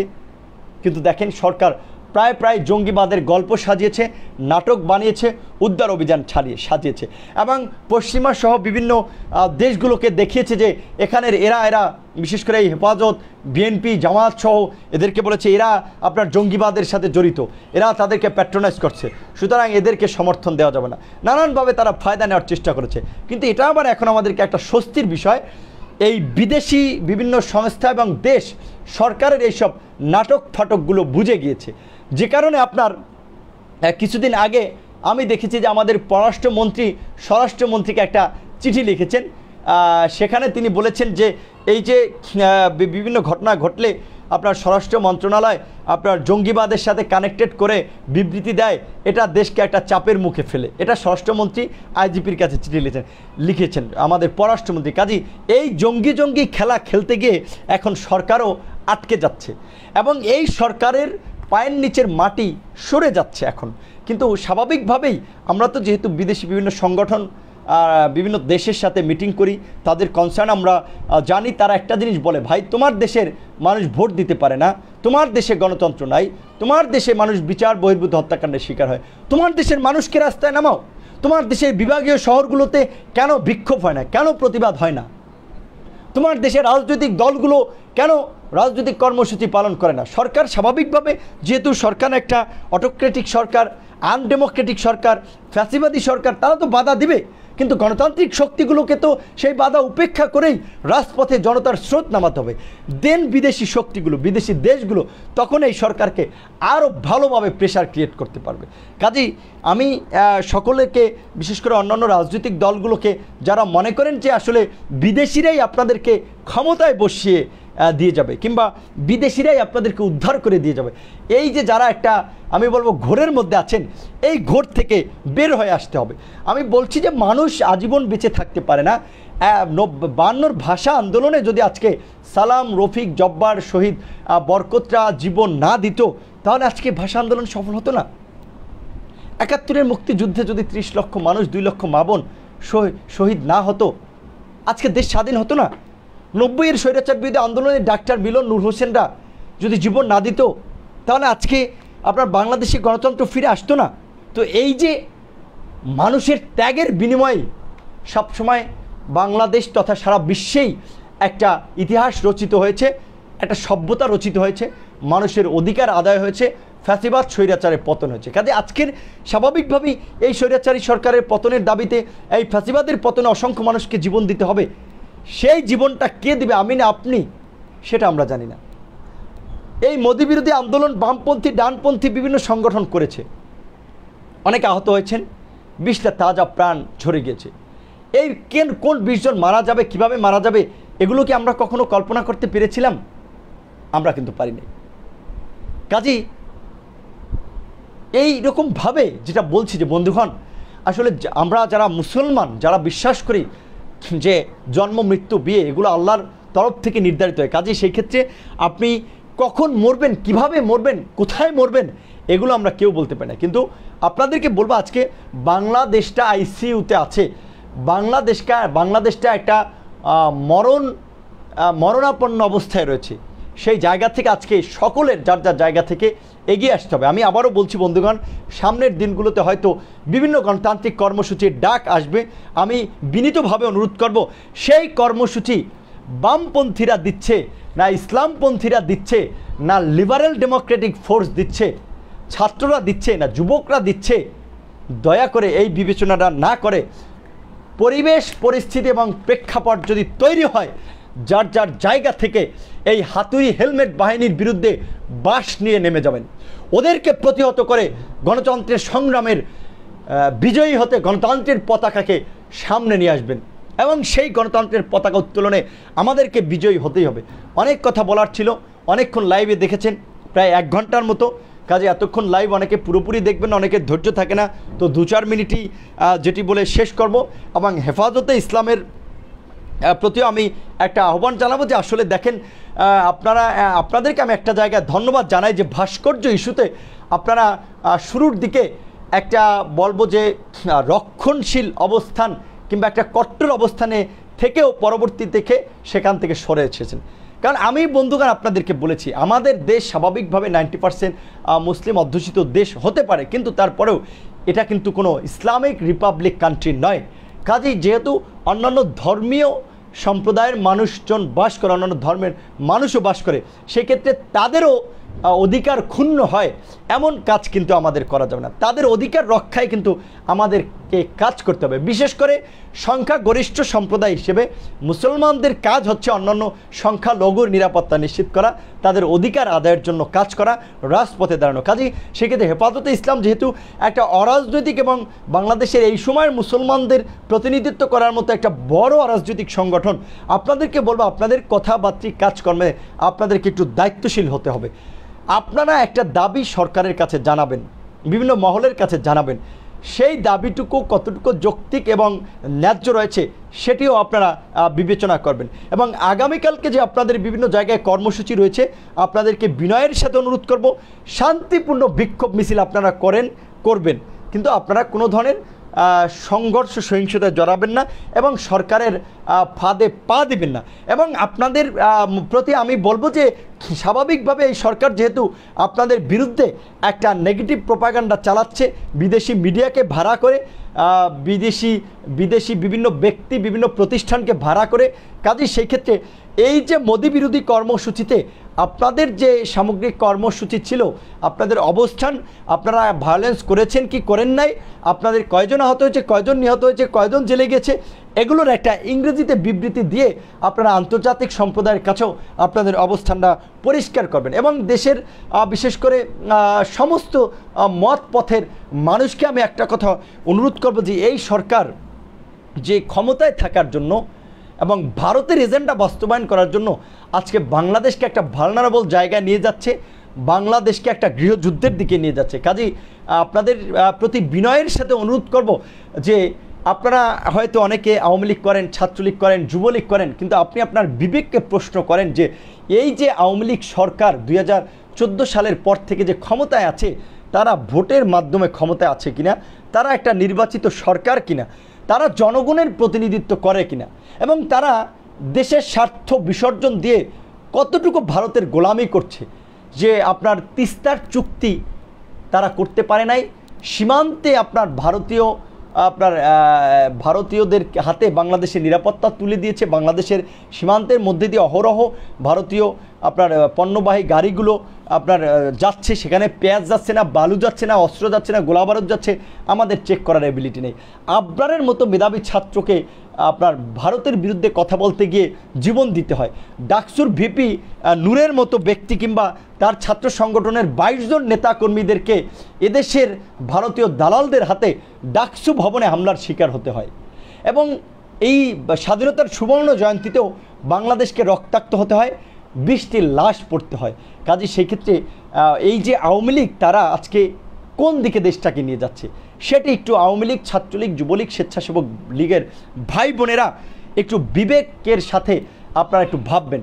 এবং আমি ধন্যবাদ জানাই যে এই যে স্বাধীনতার সুবর্ণ জয়ন্তীতে আওয়ামী লীগ যে ছাত্রলীগ, যুবলীগের গুন্ডারা যে তাণ্ডব চালানো, এবং যে ইসলাম বিদ্বেষী কর্মকাণ্ড করলো, মসজিদ মাদ্রাসা যে ভাঙচুর করলো, আলেম ওলামা মাদ্রাসার ছাত্রদের উপরে যেভাবে নির্যাতন নিপীড়ন দমন পীড়ন চালালো, তার প্রতিবাদে সারা দেশের বিভিন্ন জায়গায় ছাত্রলীগ যুবলীগ আওয়ামী লীগ থেকে অনেকে আপনার পদত্যাগ করেছেন। আমি তাদেরকে ধন্যবাদ জানাই। আশা করি যে অন্যান্য লীগপন্থীদের শুভবুদ্ধির উদয় হবে, তারাও পর্যায়ক্রমে পদত্যাগ করবে। এবং সর্বোপরি একটা কথা বলবো যে আসলে একটা কথা বলে আজকে শেষ করব, অনেকক্ষণ লাইভ করেছি, আবারও বলবো যে লাইভটি শেয়ার করার মাধ্যমে যে যখনই দেখবেন পুরো লাইভটি শুনবেন এবং এই লাইভটি সারা দেশ তথা বিশ্বের মানুষের কাছে পৌঁছে দেবেন। যে জিনিসটি বলতে চাই যে আপনার এই যে আজকে বাংলাদেশের যে পরিস্থিতি, যেখানে আওয়ামী লীগ এককভাবে ক্ষমতায় থাকার জন্য ভারতের সাথে হাত মিলে ভারতীয় আধিপত্যবাদ এদেশে কায়েম করার জন্য এদেশের মানুষের বিরুদ্ধে অবস্থান নিয়েছে, এদেশের গণতন্ত্রকে ধ্বংস করছে, বিচার ব্যবস্থাকে ধ্বংস করছে এবং ভিন্ন মত এবং বিরোধীদের দমনে মিথ্যা এবং হয়রানিমূলক মামলা দিচ্ছে, হামলা করছে, গুম করছে।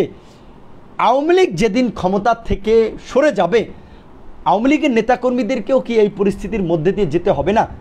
শেখ হাসিনা ক্ষমতায় থাকার জন্য এগুলো করছে, মন্ত্রীরা তাদের সম্পত্তি টাকা পয়সা কামানোর জন্য এগুলো করছে, তৃণমূলের আওয়ামী লীগ নেতাকর্মী তাদেরকে তো দেশে থাকতে হবে, তাদের পরিণতিটা তখন কি হবে? সেম পরিণতিটা কিন্তু তাদেরও হবে। কাজেই সেই ক্ষেত্রে আমি বলবো আপনাদের অন্তত দলকে বোঝানো উচিত, দলকে মেসেজ দেওয়া উচিত যে এই রাজনীতিতে দুর্বৃত্তায়ন করে বেশি দিন টেকা যায় না। হিটলার টিকেনি, লিবিয়ার গাদ্দাফি টিকেনি, মিশরের হোসনি মোবারক টিকেনি, পৃথিবীর কোনো স্বৈর শাসকই টিকেনি।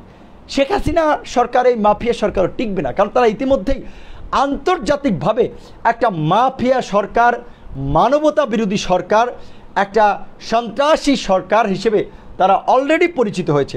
এবং আমি বলবো যে আপনারা সরকারের যে ক্ষমতাসীন দলের যে ছাত্র সংগঠন, এই যে ছাত্র লীগের গত 10 বছরের কার্যক্রম যদি আপনারা পর্যালোচনা করেন, দেখবেন তারা মারামারি, খুনোখুনি, ধর্ষণ, চাঁদাবাজি, টেন্ডারবাজি, শিক্ষা প্রতিষ্ঠানের সহিংসতা, নিজের দলের নেতাকর্মীদেরকে খুন, এমন কোনো জঘন্য অপরাধ নাই তারা করেনি। কাজে সেই ক্ষেত্রে আজকে আন্তর্জাতিকভাবে যারা কাজ করেন, আন্তর্জাতিক সংগঠনগুলো, তারা যদি ছাত্রলীগের এই অপকর্মগুলো যদি জাতিসংঘ সহ বিভিন্ন মানবাধিকার সংগঠন, আন্তর্জাতিক সংগঠনগুলোর কাছে তুলে ধরেন এবং ছাত্রলীগকে একটি সন্ত্রাসী সংগঠন হিসেবে ঘোষণা দেওয়ার দাবি জানান, যেমনটি নিরাপদ সড়ক আন্দোলনের সময় একটা পিটিশন ওপেন করা হয়েছিল, ছাত্রলীগ স্পষ্টভাবে আন্তর্জাতিক সম্প্রদায় একটি সন্ত্রাসী সংগঠন হিসেবে ঘোষণা করবে, তখন স্বাভাবিকভাবে কিন্তু আওয়ামী পান্ডাদের শক্তি কমে যাবে। কাজেই আজকে সবাইকে একটা কথা বলবো যে আজকে রাজপথের গণতান্ত্রিক প্রতিবাদী কর্মসূচির পাশাপাশি আমাদের বুদ্ধিভিত্তিক আন্তর্জাতিক নেটওয়ার্কেও কাজে লাগাতে হবে। আজকে বাংলাদেশের এই মাফিয়া সরকার কখনো ক্ষমতায় থাকার জন্য কখনো জঙ্গিবাদের নাটক সাজাচ্ছে, কখনো বিভিন্ন জায়গায় অগ্নিসংযোগ ঘটিয়ে গুম খুন করে অন্যের উপর দায় চাপাচ্ছে এবং কখনো ভিন্ন মত এবং বিরোধীদের দমনে নানান ধরনের প্রোপাগান্ডা ছড়াচ্ছে।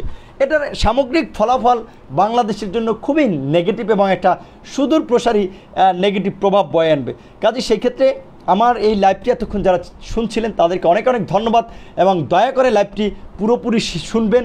এবং আপনাদের প্রতি সর্বশেষ যে কথাটাই বলে রাখতে চাই যে বাংলাদেশ ছাত্র এবং যুব অধিকার পরিষদের উপরে যতই দমন পীড়ন চালানো হোক না কেন, ছাত্র যুব অধিকার পরিষদের নেতাকর্মীরা ইতিমধ্যেই প্রতিকূল পরিস্থিতি ফেস করে এক একটা বারুদে পরিণত হয়েছে। তো তাদেরকে আসলে দমন করতে পারবে না।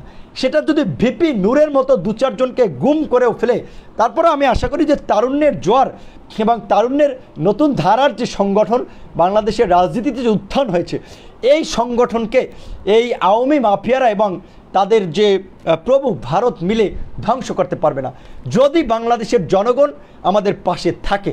তো সেই ক্ষেত্রে অবশ্যই সকল গণতন্ত্রকামী, মুক্তিকামী, দেশপ্রেমিক জনগণকে ছাত্র যুব শ্রমিক অধিকার পরিষদের পাশে থাকার আহ্বান জানাবো। এবং এই যে সামগ্রিক যে আমাদের সহযোদ্ধারা যারা বেশ কয়েকজন গ্রেপ্তার হয়ে যারা কারাগারে আছেন, প্রায় অর্ধশতাধিক, এবং প্রায় 60-70 জনের মতো আহত অবস্থায় আছেন, তাদের আটককৃতদের মুক্তি, আহতদের সুচিকিৎসা এবং সার্বিকভাবে আমাদের সাংগঠনিক কার্যক্রম পরিচালনার জন্য আমাদের আপনাদের কিছু সহযোগিতা আমাদের প্রয়োজন। কারণ যেহেতু আমাদের এই সংগঠনটি গণমানুষের সহযোগিতায় চলে আসছিল, তো সেই আপনার সহযোগিতা আমরা আপনাদের কাছ থেকে প্রত্যাশা করি এবং ইতিমধ্যেই গণফান্ড সংগ্রহের জন্য আমরা একটা বিজ্ঞপ্তি দিয়েছি। যদিও এর আগে আমরা যখন গণফান্ড সংগ্রহ করেছিলাম তখন এই মাফিয়া সরকার সেই অ্যাকাউন্টগুলো বন্ধ করে দিয়েছিল। সেই অ্যাকাউন্টগুলো নিয়ে আমরা আদালতে যাওয়ার আপনার প্রস্তুতি চালাচ্ছি এবং পাশাপাশি এই অ্যাকাউন্টগুলো আমরা দিয়েছি, সেই অ্যাকাউন্টগুলো যদি বন্ধ করে সেগুলো নিয়ে আমরা আদালতে যাব। কাজে আমাদের যে ধরনের ফাইট যতটুকু আমরা যেখান থেকে করতে পারি সেটুকু আমরা করব। আপনাদের সকলের প্রতি অনুরোধ থাকবে লাইভটি শেয়ার করে সকলের মাধ্যমে সকলের কাছে পৌঁছে দেবেন এবং বাংলাদেশে ভারতীয় আধিপত্যবাদ রুখে দাঁড়ান, এই মাফিয়া সরকারের গুম খুন স্বৈরতান্ত্রিক আচরণ রুখে দাঁড়ান। আজকে বাংলাদেশের জনগণ যদি দলমত নির্বিশেষে একটা ঐক্যবদ্ধ প্ল্যাটফর্মে না এসেও যদি যার যার জায়গা থেকে এই মাফিয়া সরকারের বিরুদ্ধে প্রতিবাদ করতে পারে, প্রতিরোধ গড়ে তুলতে পারে, তাহলে কিন্তু এই মাফিয়া সরকারের পতন অনিবার্য। কাজেই সেখানে আমরা যত বিভক্ত থাকব, যত বিচ্ছিন্ন থাকব, এই মাফিয়া সরকার ততটা শক্তিশালী হবে। অনেকে বলেন ভাই অমুকের সাম্প্রদায়িক, অমুকের সাথে আমার যাওয়া যাবে না, অমুকের সাথে আমার রাজনৈতিক মতাদর্শের ভিন্নতা আছে। আমি বলবো ভাই আপনার রাজনৈতিক মতাদর্শের ভিন্নতা আছে, আমি মেনে নিচ্ছি। আপনি অমুকের সাম্প্রদায়িক, আমি মেনে নিচ্ছি। কিন্তু এখন বাংলাদেশের তো কমন একটা সমস্যা যে একটা অগণতান্ত্রিক ফ্যাসিবাদী সরকার বাংলাদেশের গণতান্ত্রিক ব্যবস্থাকে ধ্বংস করে বাংলাদেশে একটা একনায়কতন্ত্র কায়েম করে ক্ষমতায় বসে আছে। এই ফ্যাসিবাদী সরকারকে হটানো, এই মাফিয়া সরকারকে হটিয়ে বাংলাদেশে গণতন্ত্রপূর্ণ প্রতিষ্ঠা আমাদের এই মুহূর্তের লক্ষ্য উদ্দেশ্য। অনেকে বলবেন হ্যাঁ একটা মাফিয়া হটিয়ে আরেকটা মাফিয়াকে আমরা ক্ষমতায় বসাবো না, একটা দৈত্য দানবকে সরিয়ে আরেকটা দৈত্য দানবকে ক্ষমতায় আমরা বসাবো না। আমি আপনার কথা মেনে নিচ্ছি ভাই, আপনি সাংবিধানিক সংস্কার চান, রাষ্ট্রের সংস্কার চান, পুলিশি সংস্কার চান, আইন শৃঙ্খলা বাহিনীগুলোর সংস্কার চান, জুডিশিয়ারির সংস্কার চান, সেটা আপনি কিভাবে করবেন? আগে তো এই মাফিয়া সরকারকে হটাতে হবে। এই মাফিয়া সরকার 12 বছরে যেভাবে গুম খুন করে ভারতের প্রশ্রয়ে যেভাবে একটা কর্তৃত্ববাদী অবস্থান তৈরি করেছে, পাবলিক টয়লেটের ইজারাদার থেকে মসজিদ মাদ্রাসার সমস্ত জায়গায় যেভাবে একটা দলীয় আধিপত্য কায়েম করেছে, তাদেরকে না হটিয়ে তো আপনি এদেশে অন্য কিছু করতে পারবেন না। সেক্ষেত্রে তো আগে তাদেরকে হটাতে হবে।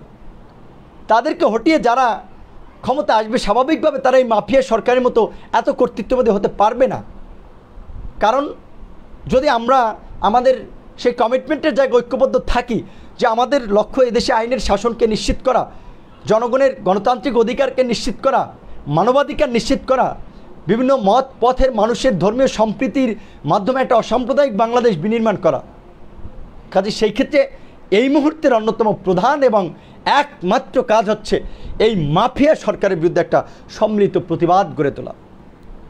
সেটি যদি আমরা করতে ব্যর্থ হই তাহলে ওই কালকে হেফাজত মার খেয়েছে ওদেরকে মামলা দিবে, তারপরে বামপন্থীদেরকে ধরবে, তারপরে ভিপি নূরকে ধরবে, তারপরে বিএনপির তো মামলা করাই আছে, শত শত হাজার হাজার মামলা, খালি রশি ধরে টান দেবে। কাজেই সেক্ষেত্রে আমরা একটা কথাই বলবো, প্রতিনিয়ত মার খাচ্ছি, জেল জুলুমের শিকার হচ্ছে, আসুন সর্বশেষ একটা চেষ্টা করে সর্বশক্তি দিয়ে এই মাফিয়াদের বিরুদ্ধে একটা সম্মিলিত ফাইট দিই। যতক্ষণ পর্যন্ত আমরা এই সম্মিলিত ফাইট দিতে না পারবো, সম্মিলিত প্রতিরোধ গড়ে তুলতে না পারবো, ততক্ষণ পর্যন্ত এই মাফিয়াদের জাতাকলে আমাদেরকে পিষ্ট হতে হবে। কাজে সেই ক্ষেত্রে এই সিদ্ধান্ত আপনাদের যে আপনারা মাফিয়াদের জাতাকলে পিষ্ট হবেন নাকি দেশে গণতান্ত্রিক একটা সরকার প্রতিষ্ঠা করার জন্য রাজপথে যার যা কিছু আছে তাই নিয়ে নামবেন। এবং প্রশাসনের কথা অনেকে বলবেন যে ভাই প্রশাসনের দলীয়করণ, প্রশাসনের অনেকেরই সরকারের সুবিধাভোগী, তারা নির্বিচারে গুলি চালায়, হামলা চালায়, গ্রেপ্তার করে, মামলা দেয়, হয়রানি করে। আমি একটা কথা বলবো ভাই, প্রশাসনের লোকজন কিন্তু আওয়ামী লীগ ক্ষমতায় থাকলেও মিয়া, আওয়ামী লীগ ক্ষমতায় না থাকলেও মিয়া। একটা সরকারি কর্মকর্তা কর্মচারীর চাকরি যাওয়া কিন্তু এত সহজ না। কাজেই সেই ক্ষেত্রে প্রশাসনের লোক চায় জনগণ নামুক, জনগণ নামলে তারাও মিয়ানমারে যেভাবে পুলিশ আমরা দেখেছি পুলিশ সহ বিভিন্ন সরকারি কর্মকর্তা কর্মচারীরা জনগণের গণতান্ত্রিক আন্দোলনে সংহতি জানিয়ে যোগ দিয়েছে। এদেশেরও আমি বলছি, পুলিশ সেনাবাহিনী থেকে শুরু করে প্রশাসনের বিভিন্ন জায়গায় দেশপ্রেমিক গণতন্ত্রকামী জনগণ এই মাফিয়া সরকারের হুকুম মানবে না। যদি জনগণ দলমত নির্বিশেষে রাজপথে নেমে যায়, তারাও হচ্ছে জনগণের কাতারে এসে দাঁড়াবে, কিন্তু আগে জনগণকে নামতে হবে। এখন জনগণকে কিভাবে কে নামাবে সেইটা হচ্ছে আমাদের আলাপ আলোচনার বিষয়, সেটা একটা হিসাবের বিষয়। কারণ কে নামবে কে নামবে না এইগুলো নিয়ে নানান ধরনের হিসাব নিকাশ হয়। রাজনৈতিক দলের আলাপ আলোচনার ক্ষেত্রে আপনার বিশেষ করে অমুকের এই দাবি তমুকের এই দাবি, নানান দাবির প্রেক্ষাপটে একটা বৃহত্তর ঐক্য অনেক ক্ষেত্রে গড়ে ওঠে না। কাজী সেই ক্ষেত্রে এই যে স্বাধীনতার সুবর্ণ জয়ন্তীতে ভারতীয় আধিপত্যবাদ রোখার জন্য এই যে উগ্র সাম্প্রদায়িক হিন্দুত্ববাদী নরেন্দ্র মোদীকে কেন্দ্র করে যে বিভিন্ন রাজনৈতিক দলগুলোর যে একটা যেমন যুগপৎ কর্মসূচি হয়েছিল, বামপন্থী ছাত্র সংগঠনগুলো দিয়েছে, আমরা আমাদের জায়গা থেকে দিয়েছি, হেফাজতের জায়গা থেকে হেফাজত দিয়েছে, অন্যান্য সংগঠনগুলো তাদের জায়গা থেকে দিয়েছে। ঠিক সামনের দিনে যে কোনো ইস্যুতে এইভাবে যুগপৎভাবে যার যার জায়গা থেকে নেমে যেতে হবে। এই হেফাজতের তথা এই যে মোদী বিরোধী আন্দোলনের কৌশল এবং অর্জনকে যদি আমরা কাজে লাগাতে পারি এবং সামনের দিনগুলোতে আমাদের কর্মকাণ্ডে সেটির যদি একটা প্রতিফলন ঘটাতে পারি, এই মাফিয়া সরকারের পতন সময়ের মানে হচ্ছে একটা মানে হচ্ছে কি বলবো যে সময়ের ব্যবধান মাত্র পতন হয়ে যাবে। আর সেই ক্ষেত্রে অবশ্যই বলছি যে অন্যায়ের সাথে আপোষ করে ভিপি নূর কিংবা ছাত্র যুব শ্রমিক অধিকার পরিষদ কখনোই রাজনীতি করে নাই, করবে না। দেশের জন্য জীবন দেওয়ার জন্য সর্বদা প্রস্তুত আছি। যদি গুম হতে হয় গুম হবো, খুন হতে হয় খুন হবো। অনেকেই বারবার বলেছেন আপোষ করে রাজনীতি করার জন্য, অনেক অফার ছিল, চাইলে খুব সুন্দরভাবে আরাম আয়েশের জীবন লাইফ লিড করতে পারতাম, এই কষ্টের জীবন লাইফ লিড করতে পারতো না। গোয়েন্দা সংস্থা সহ বিভিন্ন জায়গার সরকারি দলের লোকজন অনেকেই বলেছে ভাই রাজনীতি করো টাকা পয়সার জন্য, শেখ হাসিনা টাকা দেবে, সরকার টাকা দেবে, গাড়ি বাড়ি যা লাগবে তাই দেবে, সরকারের সাথে রাজনীতি করো, নিজের নীতি নৈতিকতা বিবেককে বিসর্জন দেই নেই। এবং ঢাকা বিশ্ববিদ্যালয়ের ছাত্র নেতা তথা ছাত্র আন্দোলনের যে ইতিহাস, সেই আন্দোলনকে কলঙ্কিত হতে দেই নাই। তাই নিজের শরীরের উপর দিয়ে আঘাত সহ্য করেছি, কিন্তু দেশের গণতন্ত্রের প্রশ্নে, জনগণের অধিকার আদায়ের প্রশ্নে আপোষ করি নাই। এবং এখনও যতই ভয়ভীতি হুমকি দেখানো হোক না কেন, গুম করার প্ল্যান হোক না কেন, এক বিন্দু নিজের নৈতিক জায়গা থেকে দেশকে রক্ষা করার জন্য, দেশের গণতন্ত্রকে রক্ষা করার জন্য, আইনের শাসনকে প্রতিষ্ঠা করার জন্য, জনগণের অধিকার আদায়ের জন্য, ভারতীয় আধিপত্যবাদের বিরুদ্ধে প্রতিবাদ করার জন্য এক বিন্দুও সরে যাব না। আপনাদের কাছে শুধুমাত্র দোয়া চাই যে আপনারা দোয়া করবেন যে আল্লাহ পাক যেন সুস্থ রাখে, বাঁচিয়ে রাখে। এবং আবারও সকলকে বলবো যে প্রশাসনের মধ্যে থেকেই খুব গুরুত্বপূর্ণ জায়গা থেকে একটা মেসেজ পেয়েছি যে এই সময়ের গণতান্ত্রিক আন্দোলন সংগ্রামকে নস্যাৎ করার জন্য বিশেষ করে ইসলাম প্রিয় এবং ইসলামপন্থী বিভিন্ন ব্যক্তি, বিভিন্ন সংগঠনের নামে আপনার বিভিন্ন ধরনের প্রোপাগান্ডা ছড়ানো হচ্ছে যে তারা উগ্র ইসলামিস্ট জঙ্গিবাদীর সাথে জড়িত এবং কয়েকজনকে গুম করা হতে পারে এবং হয়রানি করার জন্য মিথ্যা মামলা টামলা দিতে পারে। কেউ ঘাবড়াবেন না, ভিপি নূর সেই তালিকায় প্রথম রয়েছে। যে ভারতের সরকারের প্রতি আপনার দাবি ভিপি নূরকে গুম করে দাও, ভিপি নূর বেশি বাড়াবাড়ি করছে, এই মোদী বিরোধী আন্দোলন হতো না যদি ভিপি নূররা রাজপথে নামতো। ভিপি নূরকে গুম করলেই এদেশে ভারতীয় আধিপত্যবাদ কায়েম করা যাবে না। ছাত্র যুব শ্রমিক অধিকার পরিষদের নেতাকর্মীদেরকে হয়রানি করলে, মামলা দিলে, হামলা করলেই এদেশে ভারতীয় আধিপত্যবাদ কায়েম করা যাবে না। এদেশের আজকে প্রত্যেকটি গণতন্ত্রকামী মানুষ ভারতীয় আধিপত্যবাদের বিরুদ্ধে সোচ্চার। এদেশের প্রত্যেকটি গণতন্ত্রকামী মানুষ আজকে বুঝতেছে, দেখতেছে, উপলব্ধি করতেছে যে বর্তমানের বিনা ভোটের মাফিয়া সরকার আজকে ভারতের গোলামি করার জন্য জনগণের বিরুদ্ধে অবস্থান নিচ্ছে, ইসলামের বিরুদ্ধে অবস্থান নিচ্ছে, এদেশের অসাম্প্রদায়িক চেতনার বিরুদ্ধে অবস্থান নিচ্ছে। তারা দেশে জঙ্গিবাদের নাটক ঘটাচ্ছে, সাম্প্রদায়িক সহিংসতা ঘটাচ্ছে। সুনামগঞ্জের শাল্লা কিংবা বিভিন্ন জায়গায় আপনারা দেখতেছেন যে ছাত্রলীগ, যুবলীগ, আওয়ামী লীগের নেতাকর্মীদের দিয়ে হামলা চালিয়ে, সংখ্যালঘুদের উপরে হামলা চালিয়ে বিদেশি গণমাধ্যমে সেগুলো নিউজ করছে যে বাংলাদেশের সংখ্যালঘুদের উপরে হামলা করছে, বিশেষ করে ভারতীয় গণমাধ্যমে। কাজেই সেই ক্ষেত্রে অবশ্যই সোশ্যাল মিডিয়ায় যারা একটু লেখালেখি করেন, সক্রিয় আছেন এবং দেশ বিদেশের যাদের আন্তর্জাতিক সংগঠনগুলোর সাথে যুক্ত আছেন, যাদের কথা বলার সুযোগ আছে, তারা এই দাবিটা পৌঁছে দেবেন যে বর্তমানের বিনা ভোটের মাফিয়া সরকার ক্ষমতায় থাকার জন্য দেশে সাম্প্রদায়িকতা ঘটাচ্ছে, জঙ্গিবাদের নাটক ঘটাচ্ছে, সহিংসতা ঘটিয়ে অন্যের উপরে দায় চাপাচ্ছে। এবং ছাত্রলীগের মতো একটা সংগঠন যাদের গত 10 বছরের, আমি মুখে বলবো না, আপনি 10 বছরের কার্যক্রম পরিচালনা করেন, ঢাকা বিশ্ববিদ্যালয়, বুয়েট, ঢাকা মেডিকেল, জাহাঙ্গীরনগর, জগন্নাথ, রাজশাহী বিশ্ববিদ্যালয়, এমন চট্টগ্রাম বিশ্ববিদ্যালয়, এমন কোন বিশ্ববিদ্যালয় নাই যেই বিশ্ববিদ্যালয়ে ছাত্রলীগের গুন্ডারা সাধারণ ছাত্রদের লাশ ফালায়নি, শিক্ষা প্রতিষ্ঠানের পরিবেশ নষ্ট করার জন্য সংঘাত সহিংসতা ঘটায়নি,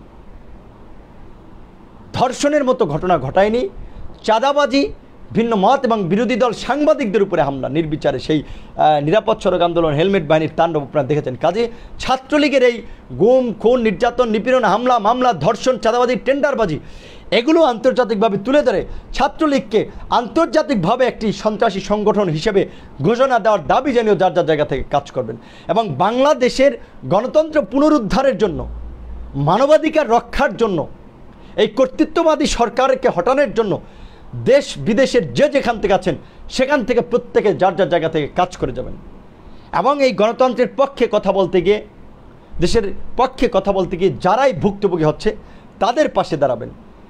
বিভিন্ন মানবাধিকার সংগঠনগুলো, আন্তর্জাতিক সংগঠনগুলোতে যারা কাজ করেন, তারা এই কর্তৃত্ববাদী সরকার যে দমন পীড়ন করছে সেগুলোর বিরুদ্ধে একটা বিবৃতি দেওয়াতে পারেন, একটা প্রতিবাদ করাতে পারেন, সরকারকে চাপ প্রয়োগ করতে পারেন, নানাভাবে কিন্তু সহযোগিতা করতে পারেন। সাংবাদিক বন্ধুরা আছে, অনেক ক্ষেত্রে তারা তো রাজপথে প্রতিবাদ প্রতিরোধ করতে পারবে না ওইভাবে, কিন্তু তারা তাদের লেখনীর মাধ্যমে যতটুকু পারে তুলে ধরতে পারে। আমরা জানি যে বর্তমানের গণমাধ্যম, বিশেষ করে গণমাধ্যম, প্রত্যেকটি গণমাধ্যম গোয়েন্দা সংস্থার লোকজন পালাক্রমে শিফট করে ডিউটি করে যে কোন গণমাধ্যম কী সংবাদ পরিবেশন করছে, সরকারের বিরুদ্ধে তারা কী সংবাদ যাচ্ছে। তারপরেও আপনাদের যতটুকু সুযোগ আছে আপনারা ততটুকু প্রচার করবেন এবং দলমত নির্বিশেষে আবারও দেশের বিশেষ করে সকল মানুষকে বলবো এই মাফিয়াদের বিরুদ্ধে ঐক্যবদ্ধ হতে। বিশেষ করে আমি বলবো যে সেই 71-এর মুক্তিযুদ্ধ থেকে শুরু করে 90-এর স্বৈরাচার বিরোধী আন্দোলন তথা 2007 সালের 111-এর সেনা সমর্থিত সরকারকে হটানোর ক্ষেত্রে সব সময় সাধারণ ছাত্র, যুবক এবং সাধারণ মানুষই একটা কার্যকর ভূমিকা পালন করেছে। রাজনৈতিক দলগুলো ওইভাবে ঐক্যবদ্ধ হতে পারেনি, এক জায়গায় আসতে পারেনি। কাজে আজকে দেশের এই সংকট থেকে উত্তরণে অবশ্যই দেশের সচেতন সাধারণ দেশপ্রেমিক মানুষকে জাগতে হবে। আমরা যদি জাগি তবেই সকাল হবে। যার যার জায়গা থেকে সকলে লাইভটি শেয়ার করে আজকের এই বক্তব্যটি পৌঁছে দিবেন। সকলে ভালো থাকবেন, সুস্থ থাকবেন এবং ছাত্র, যুব, শ্রমিক অধিকার পরিষদের গণফান্ডে সহযোগিতা করে আমাদের এই রাজনৈতিক সংগ্রামকে এগিয়ে নেবেন। আমাদের আহত এবং আটককৃত সহযোদ্ধাদের পাশে দাঁড়াবেন। ধন্যবাদ।